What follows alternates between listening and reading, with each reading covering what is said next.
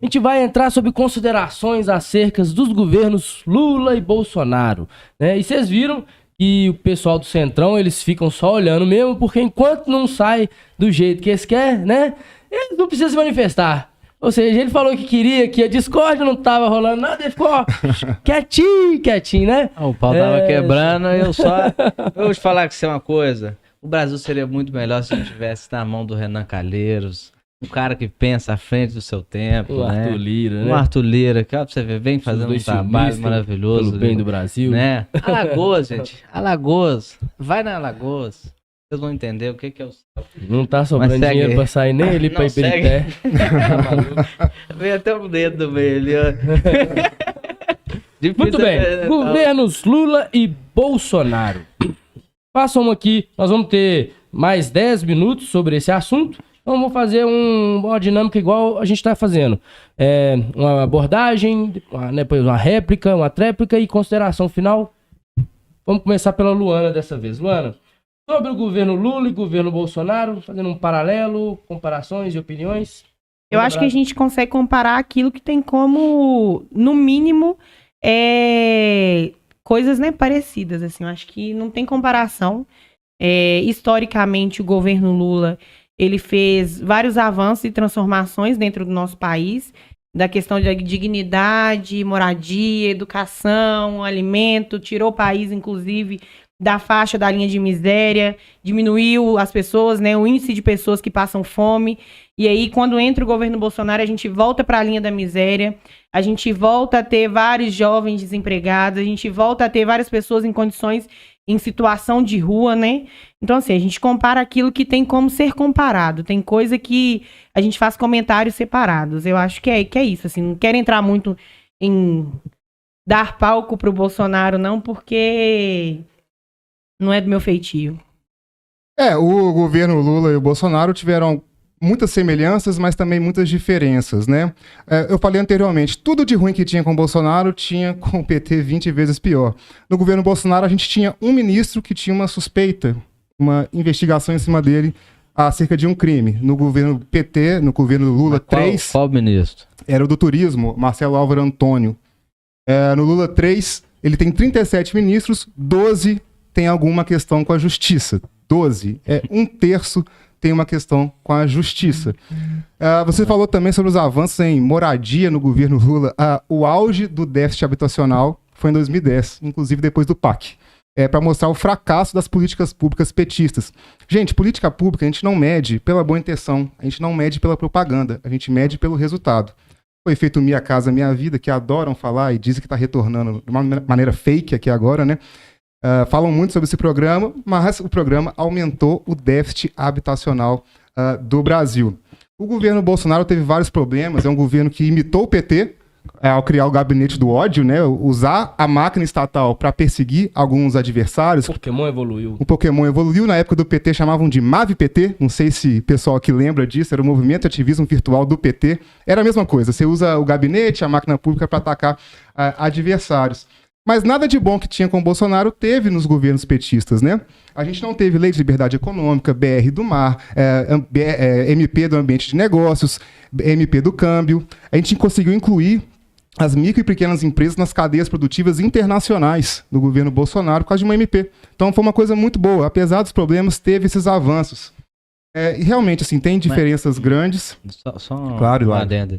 Mas essas coisas boas do governo Bolsonaro se atribui ao trabalho dele ou é algo de um trabalho, por exemplo, de um ou outro ministro ou um ou outro secretário que destoa um pouquinho do que... Porque... Eu acho que seria desonesto fazer isso, porque na minha visão é o seguinte, o chefe do executivo é o chefe. Então, quando acerta, acerta todo mundo, quando erra, erra todo mundo. Então, por exemplo, se um ministro dele tinha problema com a justiça e ele manteve, ele também é culpado. Não do crime em si, mas ele tem um problema moral.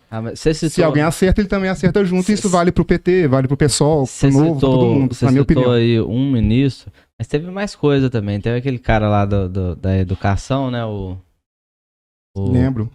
Queria propina em Bíblia. Esqueci o nome Tiveram dele. alguns, na verdade. Um pastor, né? Teve, um né, pastor. a compra das vacinas da corona, Sim, né? verdade, sim. Pois Inclusive, é. eu não sou contra, acho que tem que comprar vacina, né? Sim, vários Todo mundo tem problemas. comissão, gente. Falsificação de um cartão dólar, de pô. vacina. A questão da vacina é até interessante dólar pra comentar. salvar uma vida, É. vocês estão reclamando à toa. Ah, O que é que- um dólar pra salvar uma vida, pelo Do amor de Centrão, Deus. então um dólar não é nada. É. A questão da vacina, a questão da vacina vale até a pena comentar, porque realmente a condução da pandemia foi desastrosa, uma vergonha. E o caso da vacina foi uma intenção de corrupção que não se cumpriu, né? Ainda bem. Pegaram antes. Só pra gente. Mas no governo do PT pegaram corrupção pra caramba, hein, Luana? pra mim fazer Essa comparação fica difícil pra Pra vocês. gente fazer um exercício de pensamento aqui. Você acha, Luana, que se fosse o Lula, o presidente, no momento da pandemia, o que você acha que ele faria de diferente? Pergunta. No momento da pandemia, Durante nós a- passamos, inclusive, por um processo de início de uma pandemia que foi aquela H1N1. E a primeira política dele enquanto o maior governante foi investir no SUS para que as vacinas chegassem em todos os territórios. Nós tivemos que voltar a fazer a campanha do Zé Gotinha, gente, de doenças que já estavam erradicadas no nosso país, porque entrou nessa onda dos negacionistas muito movimentada pelo nosso presidente, né? Que falava, inclusive, ao vivo e a cores, que quem tomasse a vacina ia virar jacaré. E isso para as pessoas que não têm informação, que só têm acesso ali à Rede Globo ou às mídias que são muito temporais ali de momento, isso é muito ruim. Voltou sarampo, voltou criança que está com paraplégica porque não está tomando Zé Gotinha. Então, assim, nós tivemos erradicação de doenças no governo Lula. E eu acho que ele não teria uma postura diferente de ter feito no processo da pandemia, que seria a valorização, inclusive, dos nossos institutos federais, que estavam no processo de pesquisar vacinas e trazer a vacina o mais rápido possível, para que a gente não precisasse lidar hoje em dia com esse tanto de perda de parentes, amigos e entes queridos por uma irresponsabilidade da maior liderança que estava ali no momento, que era, né, o atual presidente da época, que era o Bolsonaro. Ele não foi afetado porque ninguém da família dele morreu. A gente só é afetado por uma coisa quando a água bate na nossa bunda. Se a água não está batendo na bunda, a gente só está pegando o sol. A gente teve milhares, milhões de pessoas que morreram porque não tiveram a chance de tomar uma dose da vacina. A gente não está falando de o que é uma propaganda de um governo e o que é a verdade. A gente está lidando com vidas. E muita maioria daquelas pessoas que morreram poderiam sim, inclusive, ter votado nele. A gente estava falando de saúde, a gente estava falando de sobrevivência.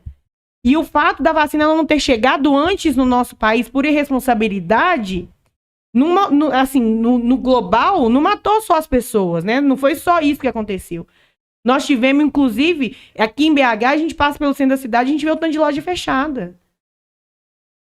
A gente vê o tanto de gente que ficou desempregado, tanto de gente que perdeu vaga em serviço, tanto de gente que está tendo que lidar agora com doenças psicológicas, tanto de gente que está lidando com as sequelas da Covid. Então, assim, a gente não está falando de o que é legal debater, o que não é legal debater. A gente está falando de vida, a gente não brinca com a vida do outro, não. Eu tô ali para representar uma nação, porque eu entendo, inclusive, que aquela vida que votou em mim, ela é necessária, ela é importante para mim. Inclusive as que não votaram, né? Inclusive as que não votaram. Com certeza. Né? Porque ele está representando uma nação. A gente fez a zoação aqui da vacina de $1, mas isso é muito sério. Sim, com certeza. Minha vida não vale $1, não. A sua não vale $1. Colocar preço na vida da outra pessoa e fazer teste, igual ele fez teste em massa no Maranhão, de não mandar o oxigênio. Posso fazer um comentário sobre isso? Claro, esse erro na condução da pandemia é claro e absurdo, né? Mas eu acho que a gente não pode, Luana, falsificar a história. Quando você fala que teve problema de sarampo, falta de vacinas, não foi de 2019 a 2022.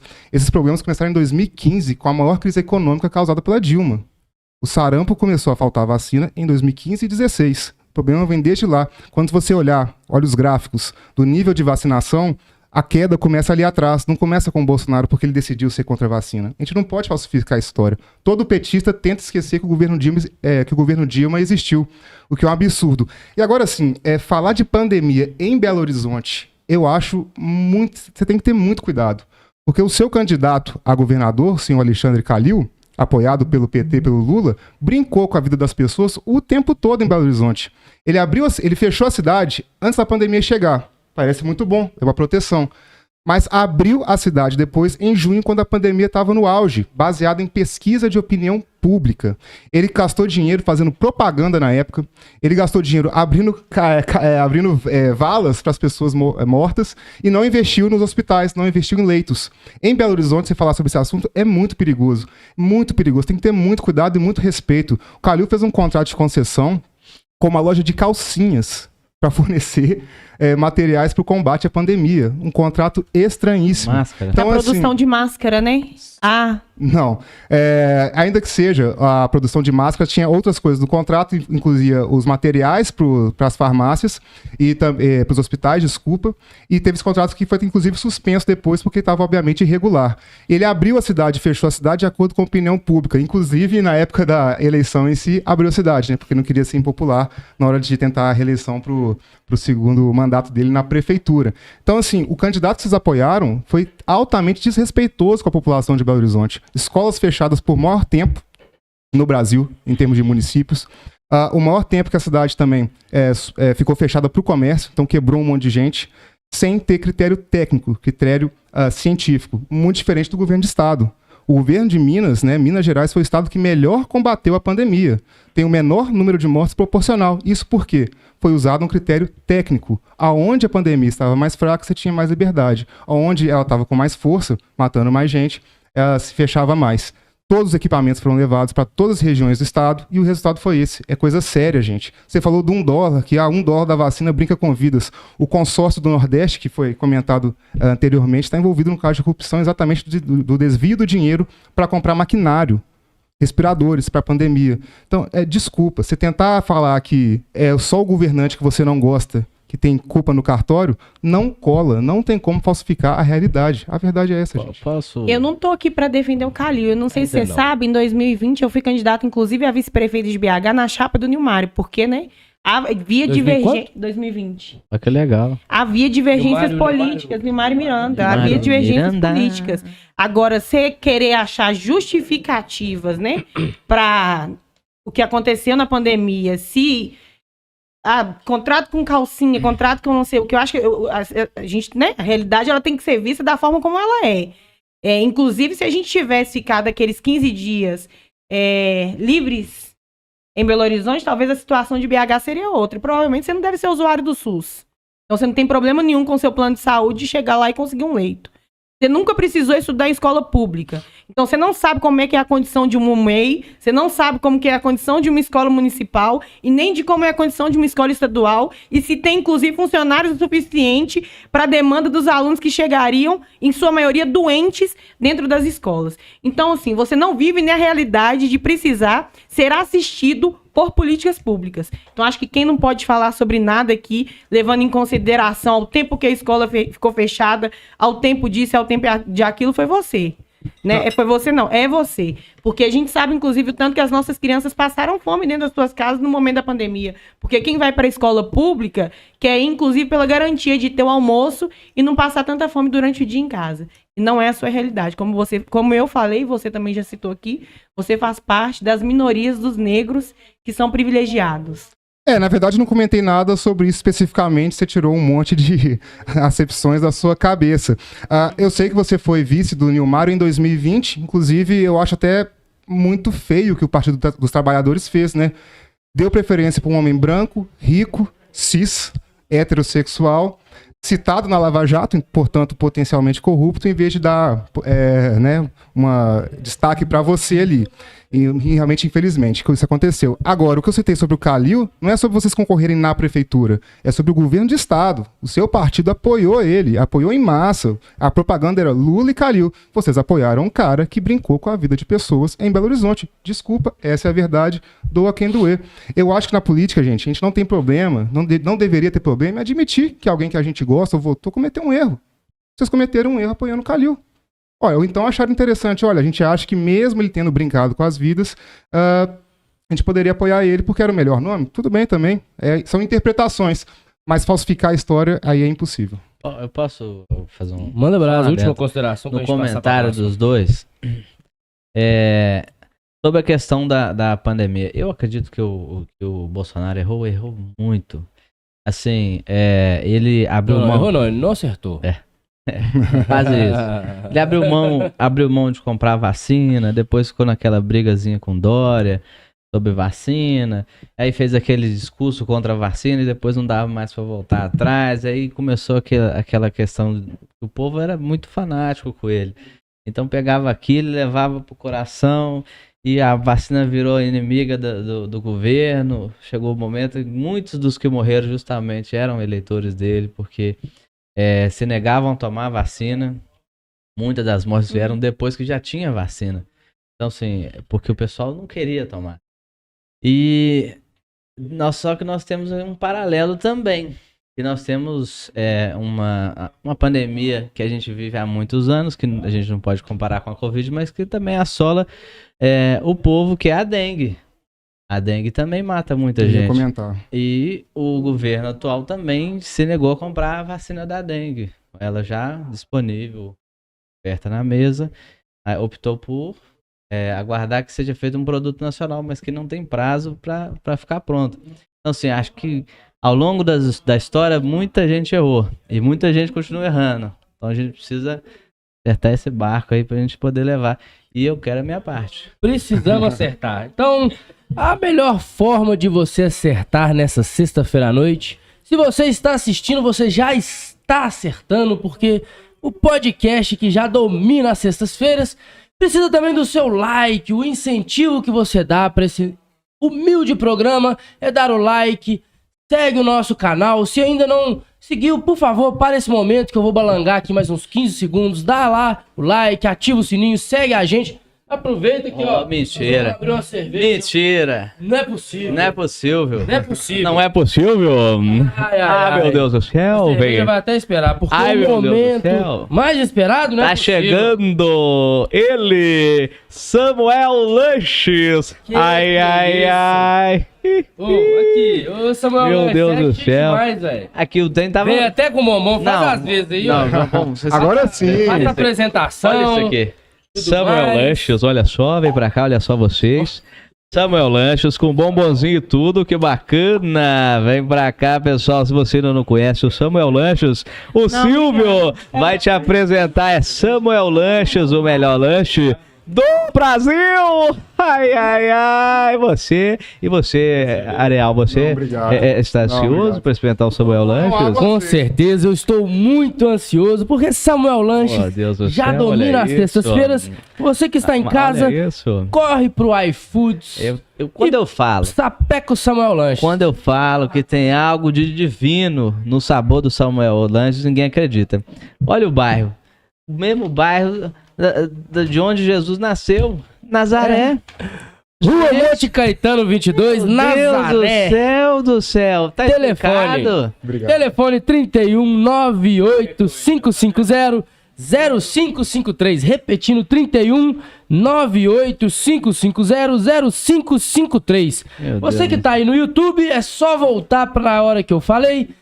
Repete o número, liga aí. Tiver no iFoods também, faça o seu pedido. E novamente, dá uma curtida, gente. Compartilha aí pra gente chegar em mais gente.